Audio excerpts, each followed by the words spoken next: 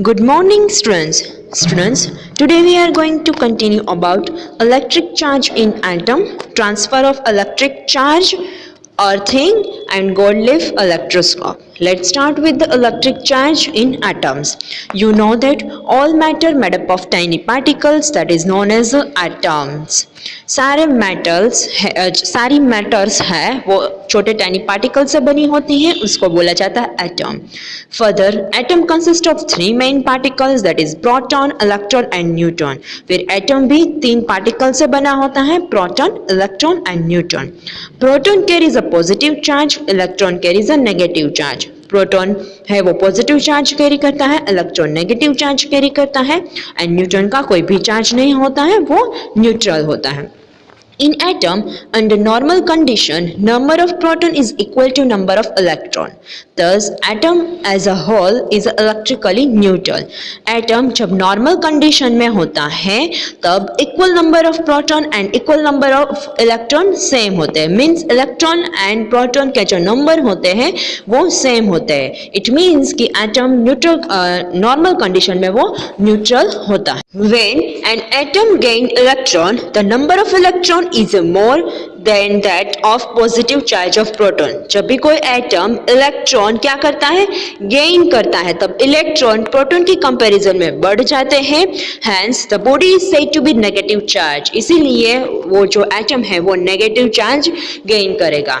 When ebonite rod is rubbed with fur, आपने activity में पहले देखा था, जब ebonite rod को फर के साथ या वूल के साथ हम रब करेंगे, it gain electron. So ebonite rod becomes negative charge body. ठीक है स्टूडेंट, ये हमने प्रीवियस मॉड्यूल में एक्टिविटी में किया था कि जब एबोनाइट रोड को फर के साथ रब करेंगे तो वो नेगेटिव चार्ज गेन करता है, बिकॉज वो क्या करेगा, नंबर ऑफ इलेक्ट्रॉन बढ़ जाएगा प्रोटॉन की कंपैरिजन में. सो वो नेगेटिव चार्ज क्या करेगा, गेन करेगा. ठीक है, next one, when atom lose the electron, जब एटम है वो इलेक्ट्रॉन को लूज करेगा, there is a less number of electron than the proton.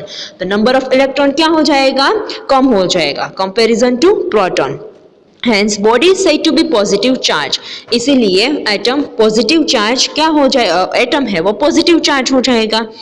When glass rod is rubbed with silk, previous module में हमने देखा था एक्टिविटी में, जब ग्लास रोड को सिल्क के साथ रब करते थे, atom of glass rod loose electron.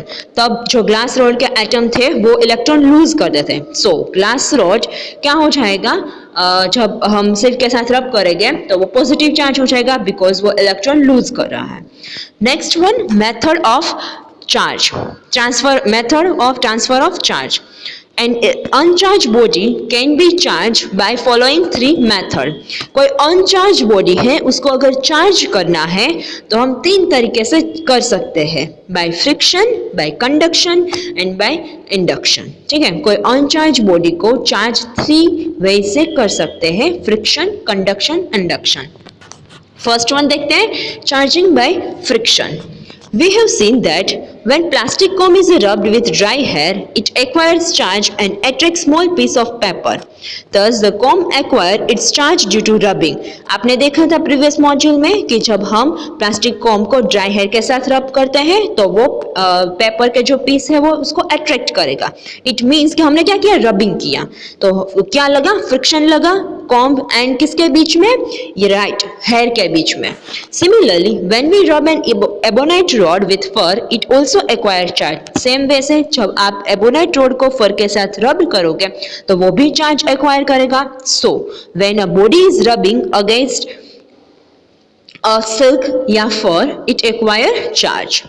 Next one देखते हैं, इट मीन्स कि यहाँ पे जो अनचार्ज बॉडी है उसको चार्ज किया जाता है by friction, means rubbing process से. Next one, charging by conduction. When an uncharged body is touched with positive or negative charge body, the uncharged body also acquires same charge as it possessed by charged body. This process is called charging by conduction.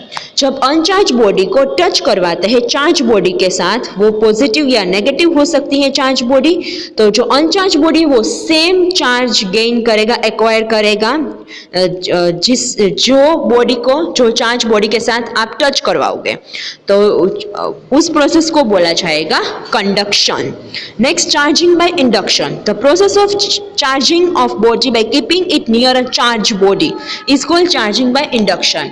It means that कि आप कोई भी charge body को uncharged body के पास लेके जाओगे, touch नहीं करवाना है, और फिर भी वो चार्ज गेन करेगा, तो उस प्रोसेस को बोला जाएगा इंडक्शन.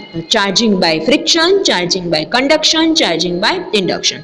तो ऐसे हम अनचार्ज बॉडी को चार्ज कर सकते हैं 3 वेज से. Next, transfer of charge. Transfer of charge समझने से पहले आपको गोल्ड लीफ इलेक्ट्रोस्कोप समझना पड़ेगा. गोल्ड लीफ इलेक्ट्रोस्कोप स्टूडेंट क्या है? एक ऐसा इलेक्ट्रोस्कोप है, ऐसा इंस्ट्रूमेंट है जो डिटेक्शन के लिए यूज होता है. It is used for detection of electric charge and to identify the nature of electric charge. कोई भी ऑब्जेक्ट का इलेक्ट्रिक चार्ज वो चार्ज है कि नहीं वो डिटेक्ट करने के लिए, एंड उसका चार्ज है तो उसका नेचर कौन सा है, पॉजिटिव या negative. At first, electroscope was invented by a British scientist William Gilbert. It was very sensitive and delicate instrument. सबसे पहले ये इंस्ट्रूमेंट विलियम गिलबर्ट जो ब्रिटिश साइंटिस्ट है उसने इन्वेंट किया था. Next, gold leaf electroscope.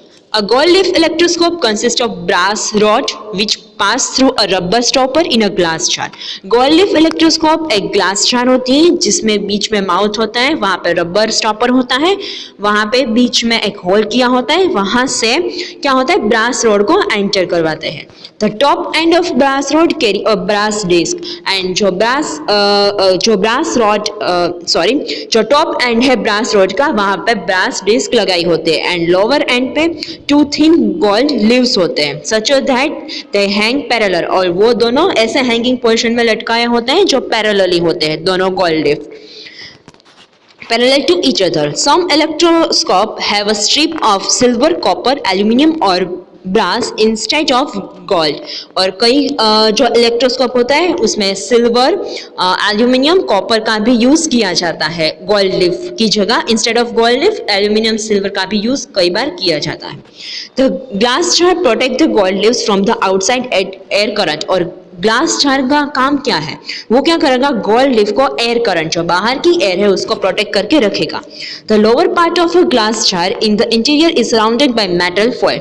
And glass jar का जो लोअर पार्ट है वहाँ पे क्या होता है, जहाँ पे गोल्ड लीफ है वहाँ पे जो लोअर पोर्शन है वहाँ पे मेटल फॉइल होती है. When electroscope is used the metal foil is earthen. जब इलेक्ट्रोस्कोप का यूज किया जाता है तब इलेक्ट्रोफॉइल को अर्थन किया जाता है, मीन्स अर्थ के साथ टच करवाया जाता है, जिससे सेंसिटिविटी बढ़ जाती है. नेक्स्ट हम एक्टिविटी देखते हैं to show the transfer of charge from charge body to uncharge body. हम चार्ज को ट्रांसफर कैसे कर सकते हैं चार्ज बॉडी से अनचार्ज बॉडी तक, तो वो हम इस एक्टिविटी में स्टडी करते हैं. उसके लिए थिंग्स नीडेड, आपको क्या क्या चीजें चाहिए, अ गोल्ड लीफ इलेक्ट्रोस्कोप चाहिए, अ ग्लास रॉड चाहिए, सिल्क क्लॉथ, नेक्स्ट वन आप एबोनाइट रॉड को लेना है आपको, next and piece of wool को लेना है. ठीक है, तो इतनी सारी चीजें आपको चाहिए.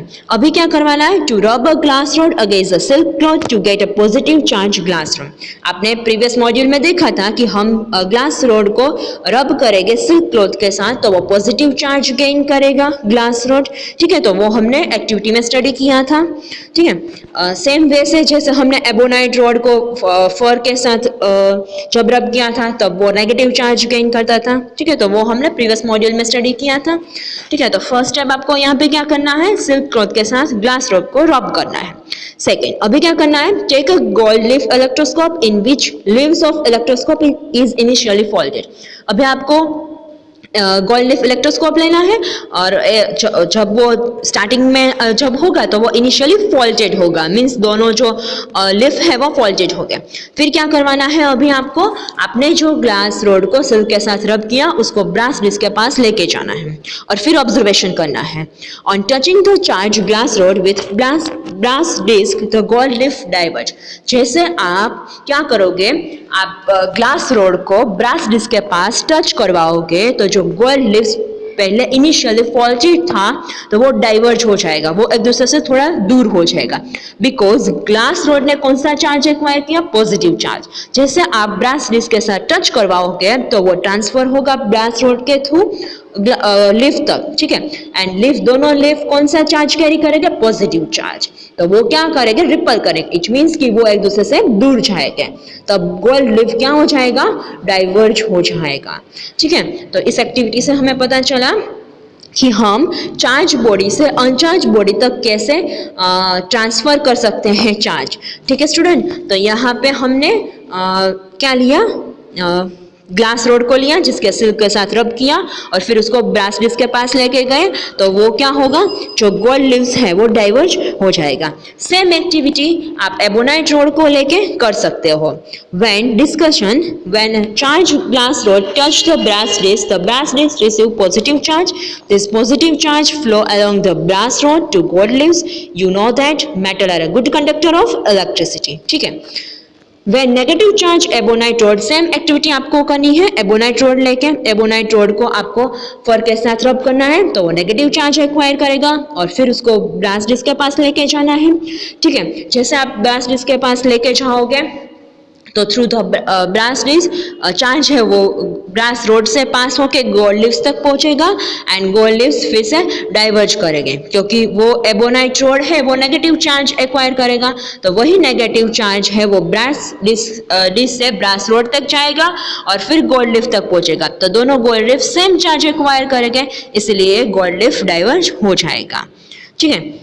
Electric charge can be transferred from one object to another through the metal, यानी कि good conductor.